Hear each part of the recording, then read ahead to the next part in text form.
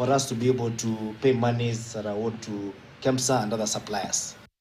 Now, the government has been urged to increase funding for the students in the hospitality sector. Noting the government's effort of channeling resources to the sector, the principal of the International Hotel Training, Fred Okeo, says capacity building needs to be prioritized for trainers in both public and private institutions.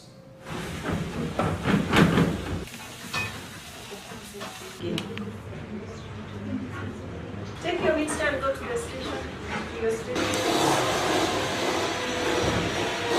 The way they can support this is by making it possible for students or prospective students to access funding so that they're able to undertake these programs.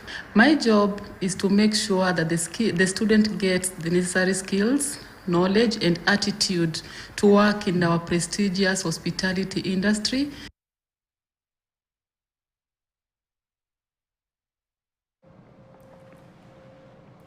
And that story brings Weekend Prime to a close. Remember that tomorrow we have the Standard newspaper that will be bringing you matters to do with the stories that we covered today, including matters to do with the death of that young man, Rex, as we continue to bring you the very latest in our papers and across board. Remember to buy the copy of the Standard tomorrow.